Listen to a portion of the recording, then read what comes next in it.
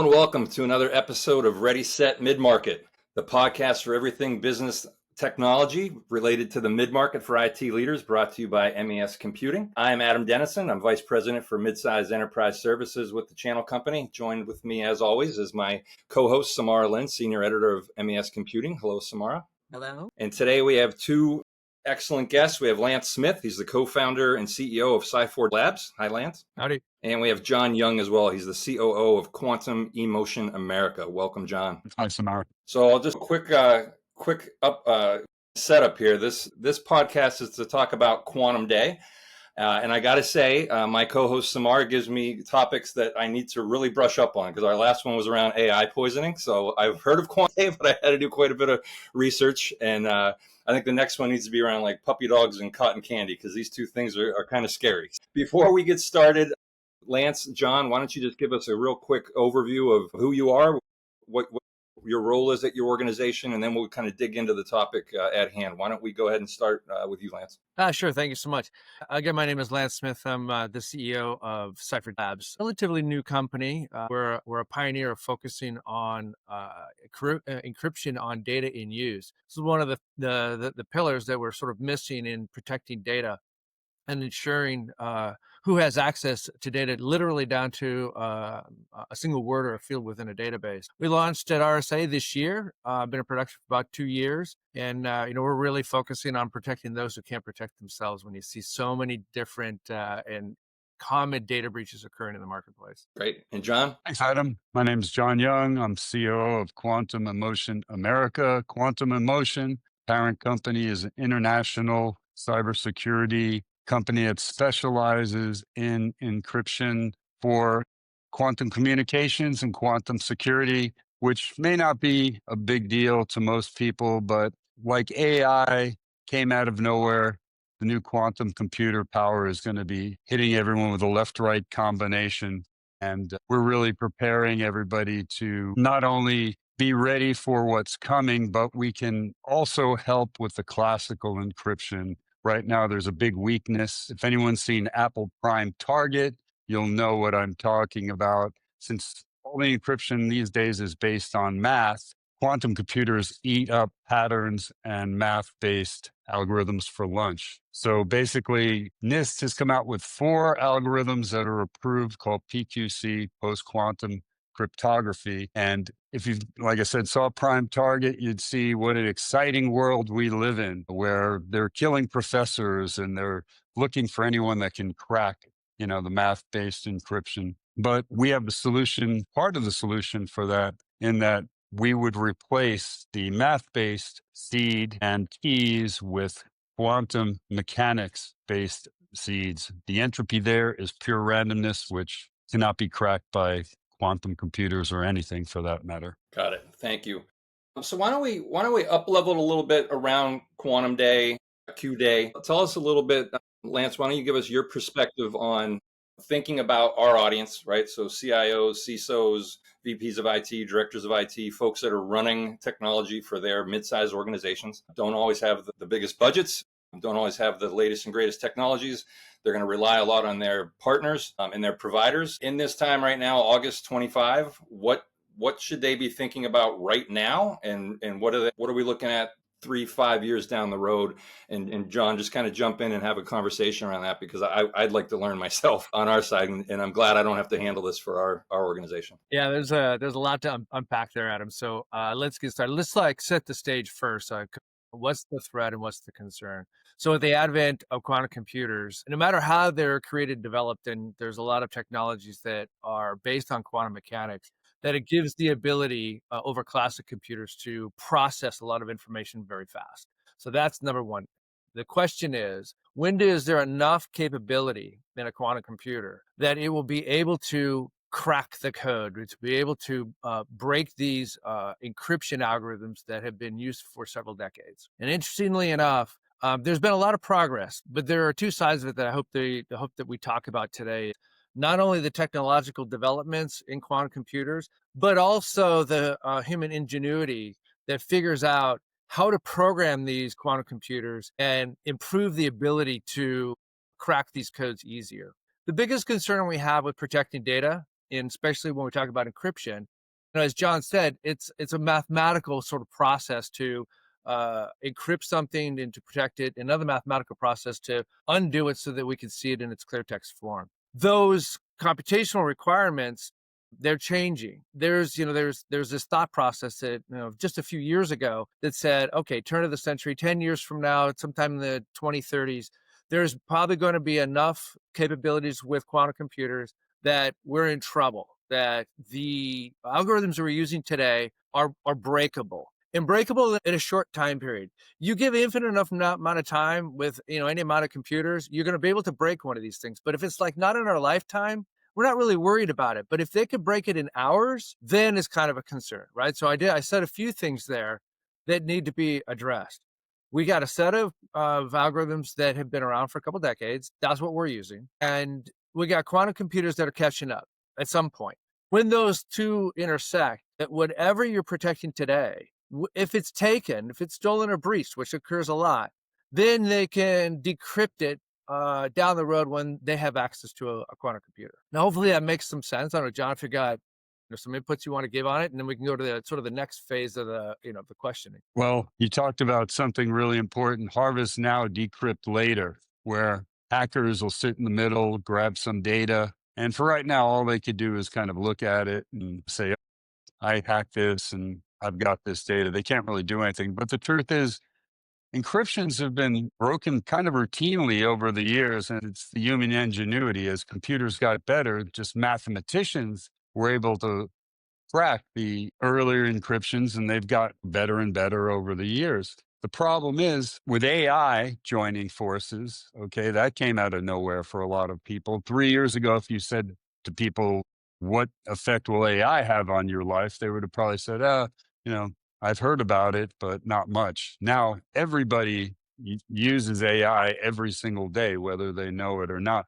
So you combine AI with the new and improved quantum computers. And let's just throw in the fact that IBM announced the Starling project, which they figure in 3 years, they're going to have a quantum computer that's 20,000 times the computational power of the quantum computers they have now. So what does that mean? Well, Google took a century-long math problem for a supercomputer and they cracked it in less than 8 hours. So you can see how the time frame is telescoped down from years and decades and centuries to hours to minutes, maybe even seconds one of these days.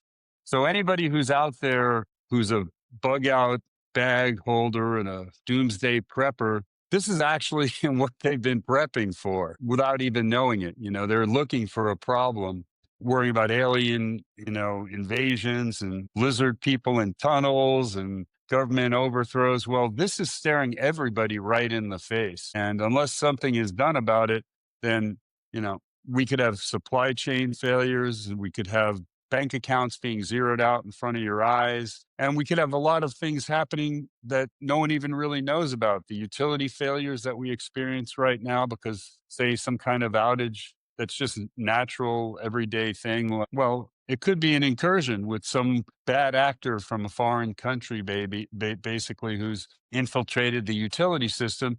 But they're not going to announce that they've been able to, bypass the security and crack the encryption. And also, Lance will jump in on this, but we've got two forms of encryption. We've got symmetric and we've got asymmetric. And a lot of people point to the symmetric encryption, say that's very quantum resistance, the AES 256, that's AWS and the cloud providers use, that's really solid against quantum computers. And that's true. But then when you go to the asymmetric encryption, that is what is behind all of the identity and access management. So they won't even have to crack the encryption. If they can bypass the asymmetric encryption, they'll be able to read it in pure text, plain text anyway. There's so many vectors that this can come from that anybody who's looking for a silver bullet, like the PQC encryption, they're sort of pinning their hopes on something that they don't really know that much about, because even the PQC approved algorithms have an Achilles heel in my mind, because they're using PRNG, pseudo random number generation, which goes back to the same math-based, situation of randomness we had talked about. Even The 9 years NIST took to approve these 4 algorithms, there's a basic weakness in there too. And that's where the quantum mechanics come in. You pair the quantum mechanics of the randomness and entropy with the quantum encryption that's been approved, and then you've got something to talk about. Hey, John, Yes. if I may, let me just drill down on that real quick. So now we've got this study of quantum computers, and this is spent the last several years creating a new set of algorithms, right? So why did they do this? There's that concern that the algorithms we have are breakable. They're not today. So let's be clear about that. It's not breakable today. It's sometime in the future that people are worried about. So the CIOs and the CISOs now have to be concerned that down the road that they've got to be concerned about something. But NIST is also concerned. Remember I said that there's this idea that, well, humans are clever. And one thing that just recently happened in 2024 was there was a group that got together, and there's this algorithm developed by someone by the name of Shor, who theoretically said if he had a quantum computer was fast enough, then we could break these keys, these asymmetrical keys that John mentioned. The side note on that is asymmetrical keys are used when you set up any type of communication or you want to share information. This is not the typical encryption that you use when you encrypt data like at rest, when you're sitting there protecting it, in a vault. That's the AES 256 keys that John was mentioning. We're talking about these asymmetrical ones where you have a public and a private key. You encrypt whatever you want to share in your public key. Somebody has a private key that can decrypt it and get the data if they want, and that's how we exchange keys. So that's kind of like the quick side note on that. So NIST has created a set of algorithms that John mentioned, right? The 4 of them. What's interesting about them is that 2 of them are kind of the primary ones that are fast and have been gone through significant amount of testing, 4 rounds of testing to make sure that no theoretical algorithm or a quantum computer in the future could break. But then there's 2 backups. And it's like, wait. If the primary ones are good enough, why? Well, they don't know what ingenuity is going to come out, especially the nation states that John mentioned. And so they want to make sure. And what they did is they used a different mathematical foundation for the second set. Now that's important to note, not what they've done, but like one's based on lattice math, the other one is based on code and code-based approaches. And it's very clever what was done, very hard, right? A lot of PhDs, a lot of scientists have been working hard on this thing, and I have confidence in them. But there's a choice. And let's get back to that CIO and CISO. Yes. What would they do today? Okay. The option today is this. Right now, we got out our PQC algorithms, but they're not approved.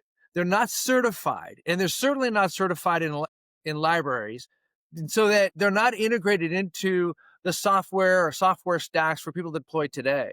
And even if they did, because they're not approved, anyone who does or interfaces with the government or sells product to the U.S. government, they're not going to accept it. Not until there's a standard called FIPS 140-3. So we have this window now. When will it get certified? Well, it's expected to be done by the end of 2027. So we still have a couple years to go, right? 1.5 years for that to happen. In the meantime, here's what one can do. They could do hybrid deployments where you use the algorithms today that are well proven, well understood, but underneath of it, you slide a PQC so that if one's broken, the other one won't be, but it's still certified and can go forward. So that hybrid solution has been rolling out quite commonly during this year. When these type of time frames start to show up, that's when it gets to be tricky. The transition is probably something that's very important. Discovering where these asymmetrical algorithms are being used, who are the vendors, the ISVs, the integrators who are going to update them, start to prioritize them so that they can take inventories when they're available and roll out, these sort of updates. Now, I wouldn't expect this to occur, probably the last 3 years of this decade, right? Like 28, 29, right even into 30, right? Even part of 27, because everyone's getting ready for the 2030 kind of time frame. All the big players, like John mentioned, IBM, Google, E-Wave. I mean, there's a dozen guys out there that I could mention, some of which you can rent those quantum computers. They're all targeting between 2029 and 2030, have enough capability for within hours or days, they should be able to break sort of today's asymmetric algorithm that's commonly used, like RSA 2048. We're sort of intercepting that, right? So there's got to be this process along the way. I don't, and maybe I'll stop there. So stay in Samara and I's audience focus here, right? So I'm a mid-size manufacturer in Indiana. I'm a regional healthcare provider in Massachusetts, or credit union in Washington. And I'm hearing this. I don't personally understand it. They do. They're the technologists. So they understand this. How can they have these discussions with their CEO, CFO, with their boards, and say, these are the types of things that we need to start funding, start getting prepared for, when they have all the other stuff they have? They've got SaaS sprawl, they've got security sprawl, they've got all kinds of vendors coming at them saying, these are the things that you need. This certainly sounds like it's big and a game changer if you get hit. So what are the suggestions on how they can prioritize, as you mentioned, and have these business discussions with them to say, look, we need to start making our move now before we're too late? I'm going to give a direct question, give John a chance. First, they have to do some discovery work. There is a short list. So they also need to work with their software integrators, Yep. their vendors. They need to look for a number of things. Where is the communication protocol TLS being used?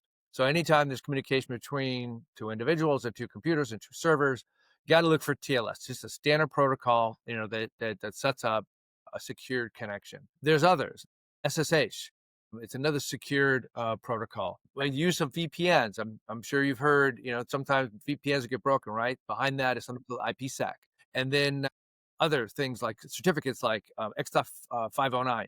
You take that short list and you go through the discovery process. That will take some time. And you have to ask some questions, right? You take an inventory of all the different types of applications that are being used, VPNs are being used, and you start making questions, say, when are you going to have first, like your hybrid version? When are you going to have a set of updates that uses PQC? And then that's when you start, laying out this inventory and time frame to say, okay, do we stay with this particular application vendor because they are going to be able to deliver something they've committed in their roadmap, or do we have to go somewhere else? So retire that and do something new. That's kind of, I think, the sort of step 1 and 2. Okay. John, what's your perspective there? My perspective is that I live in California, and if you ask 8 out of 10 people if they're prepared for an earthquake, they're not. Okay, it's been a while since we had a big earthquake. So that's when people take action, when they're affected. Let's just look at the history of this business. I've been doing this for 40 years, okay, plus. My history is I started off as a backup operator on magnetic tapes back in. So I've seen the whole evolution of computers before the internet. When it was the ARPANET, I was a network director for McDonnell Douglas $41 billion program, C-17. And I worked at IBM for a long time after that. So my whole career has been basically with two big companies. And I can tell you how they do it, but this is mid-market, right? Mid-market is focused on growth. Mid-market is focused on revenue, sales, and everything that comes along with that. What we're doing in cybersecurity, and this is another layer on top, quantum preparedness is overhead to a lot of these people. Unfortunately, can wipe out a year's worth of revenue in a very short period of time. That's why they've had to take it seriously. When I first started, computer viruses were like the love bug, or some of these other ones that would just put practical jokes on there, or they accidentally would create harm. Well, that's been replaced. When we look at who the hackers are now, it's not just some person, teenage kid, war game, sitting in his room, accidentally connecting to the defense system. This is terrorists, okay? This is patriots from other countries. Like in America, we may not realize it, but these people, and I've worked with a lot of them over the years when we contracted out at the big companies, they have PhDs and they're making $500 a month USD, right? So basically, if the city, state, or the government tells them, okay, you're a patriot, we're going after America, we're going to give you an apartment, we're going to give you a salary that'll take care of your whole family doing what you love, obviously they're going to move to that. Then we got the folks who say, I'm making $500 a month, but this side gig, I can make $500,000 this year by hacking into a utility company with my friends and getting ransom, or ripping off old people. I'm an AARP fraud fighter volunteer, and believe me, the stories will make your heart break of what you hear there. So when it comes to the encryption, it's like you're talking to a CEO, and all you can really tell them is that this is going to be bad.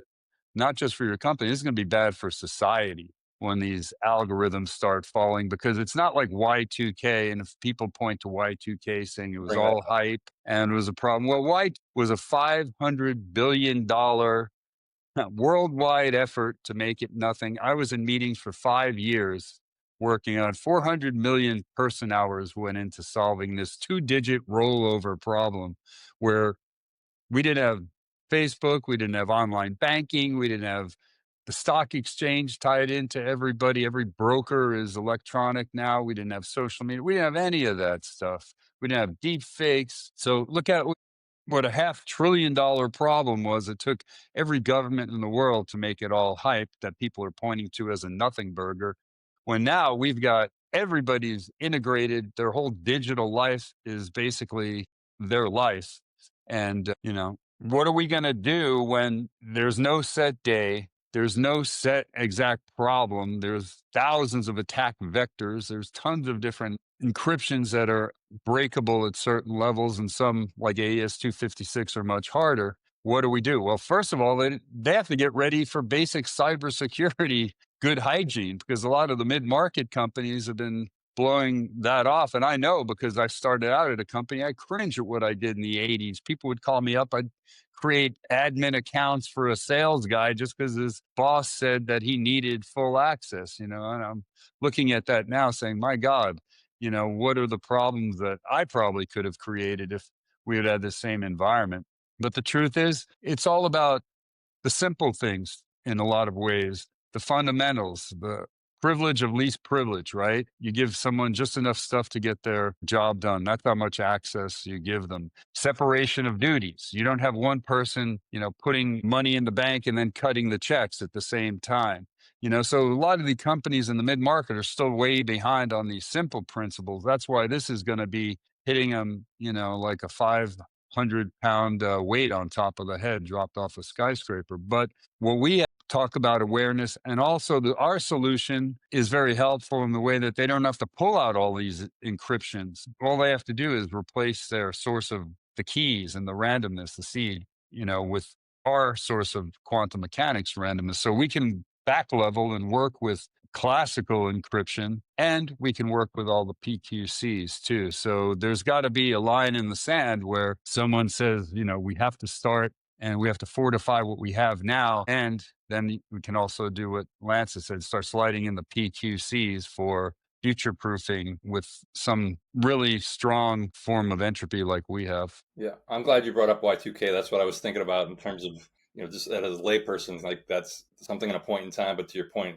that was a point in time. This is an unknown. Samara, do you want to jump in and ask a couple questions? Yeah, just really quickly, I think, and I've spoken to both of you before, and then I just thought this was such great information. Even though you both say the time frame, and when we say time frame, we're talking about the time where quantum computing power becomes more ubiquitous, where just a threat actor can tap into that and wreak all this type of havoc. And that's kind of the time frame we're talking about, this 2030, when that's going to happen. Even though that's a couple of years off, would you advise these IT executives they should start having these conversations with their vendors and their MSSPs now?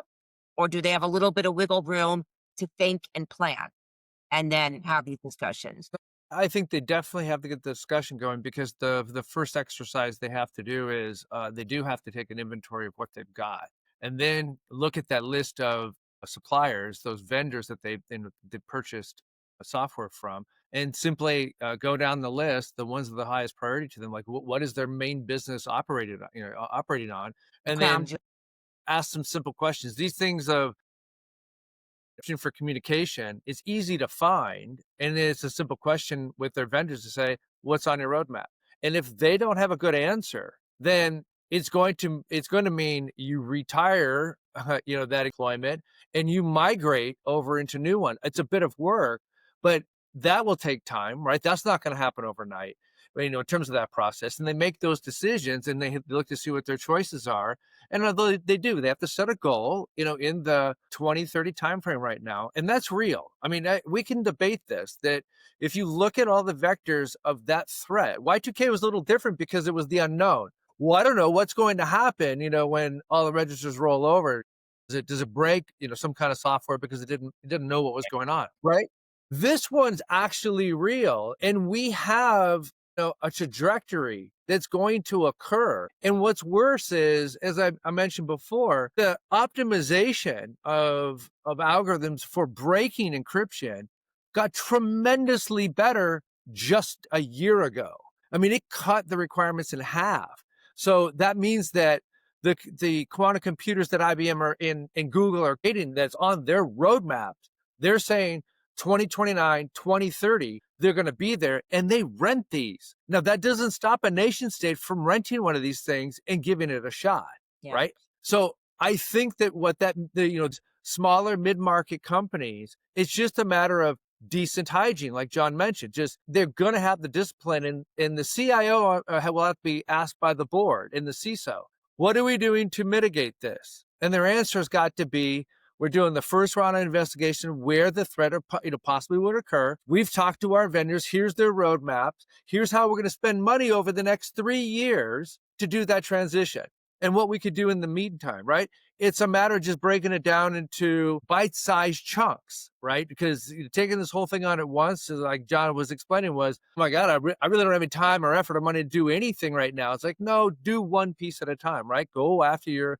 highest priority, what you think is mission critical for your business. Then look at the vendor who makes that, will sign in and deal with it. Is it a VPN that you primarily have your remote employees using? Well, go look at the VPNs and figure out who has a solution in the next year, who's going to roll in the PQC, who actually has upgradable solution for PQC, because what you buy now, you can use later because they actually upgrade it.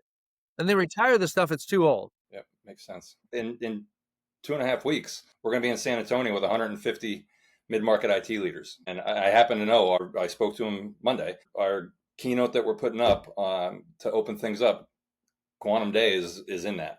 And we've been hearing about it a little bit at these events. We do 3 large ones a year, and it's going to be in there in the keynote. So it'll be interesting to start to hear from our audience and our board members, what they are doing about it. And I'll revert back to this and send them this as well. Because it's definitely something that they need to be concerned about. Lance, John, great having you both on here. We thank you so much for taking the time. Would love to have you back, as we get closer and like that, and start to see how things are breaking down and some of the customers that you work with and how they're fortifying their enterprises to move forward with this.